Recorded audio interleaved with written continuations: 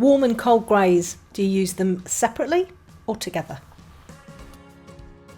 So today I want to talk about using warm and cool greys mixed together. So our first candidate for the warm and cool greys is the lovely Brad. And you can see on Brad here, I've actually only used warm and cold grey, so I've only used the Polychromos range on Brad, and I've only used the greys. I haven't used any other colour in him, so it's just the warm and the cool shades of the greys within the Polychromos range. The Polychromos, I think, have the best range of greys. They have 6 cold, 6 warm, and then they have the dark sepia, and they also have the Payne's grey, which are Payne's grey is a colder grey, and the dark sepia is a very dark, warmer grey. So they have a fantastic range of greys, and that's all I've used in this portrait. And you can see where I've used the cold and the warm greys in here just by looking at the colour. So if we look at his forehead here, it looks quite yellowy.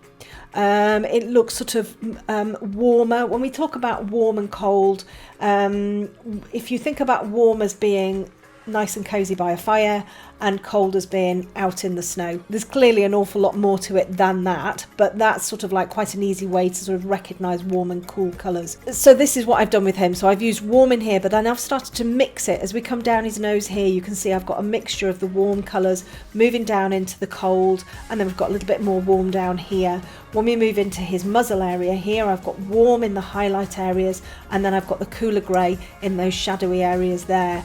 In these dark, really dark places, like on his muzzle and in his nostrils, there's a lot of colder greys in there just because it's darker, but there's definitely some warmer elements in there too. So coming down here, there's some dark sepia in there, which is a much warmer grey. And then when we go into his back, that just sort of softens off. I've kept that as a warmer grey just because I wanted it to match the paper a little bit better, and it just sort of drifts off into the paper. So mixing your cold and your warm greys for me is something that works really beautifully. You get this sort of almost sort of silvery colour through it. You know, and just because you've got an element of lighting that shows warm or cold hues doesn't mean to say that you've just got to use that one colour.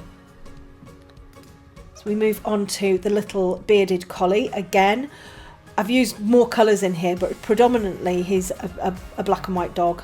And again, I've used a mixture of the warm and cool colours in here as well, the warm and cool greys, particularly in his chest area. So we've got warm coming down from underneath his neck area here, down onto the side of the shoulder. We're going from warm into cool. So it's a really lovely graduation of warm through into cool, and I think it just looks so lovely.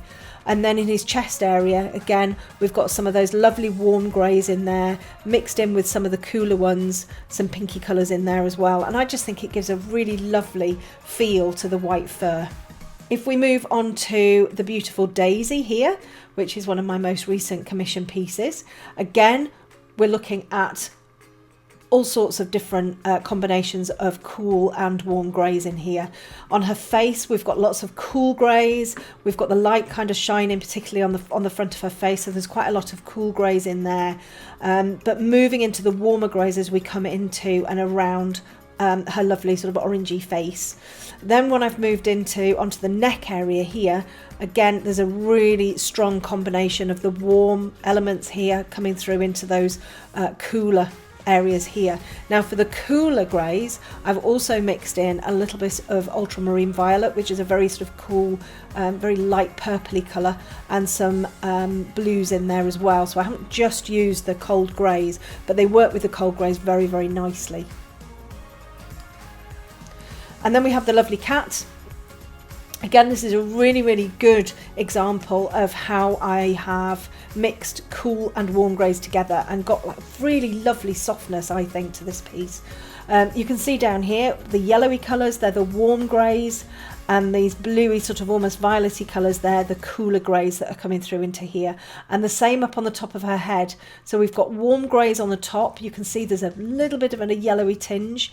And then as we come down onto the front of her face, we move into those much colder greys. So it's a much more bluey colour that's coming through there. So if you aren't mixing your cold and warm greys together already, give it a go. They make the most amazing effects. They look fantastic together, and Polychromos have got such a great range.